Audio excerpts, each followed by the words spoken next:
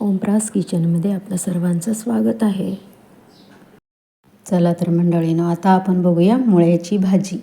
बघा, ही मी मुळे घेतलेले आहेत इथं बारीक कापून. त्याच्यासाठी बारीक कापलेला कांदा, हिरवी मिरची, लसूण, थोडीशी नारळाची कीस आणि हे आहे आपली तुरीची डाळ. मी 1 तास भिजवली होती.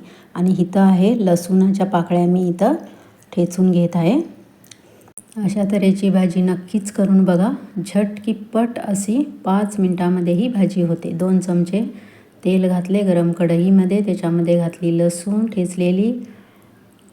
इथं बघा थोडंसं परतून घेतलं. लगेच त्याच्यामध्ये घालूया कांदाही छान परतून घेतला. गोल्डन कलरचा झाला की लगेच त्याच्यामध्ये घालायच्या आहेत मिरच्या आणि भिजवलेली तुरीची डाळ, थोडंसं पाणी, हळद, थोडंसं मीठ घालायचं आणि इथं धने पावडर मी टाकलेली आहे आणि छान मिक्स करून घेतलं.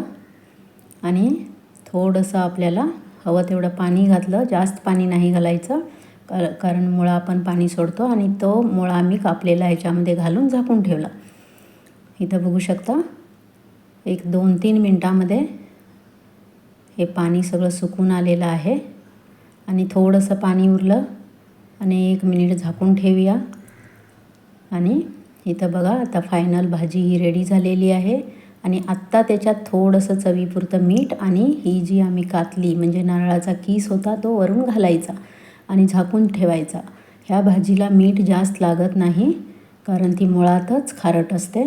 बघा आता पूर्णपणे ही भाजी रेडी झालेली आहे. पूर्णपणे पाणी सुकलेलं आहे आणि मी भाजी इथं काढून सर्व केलेली आहे. धन्यवाद.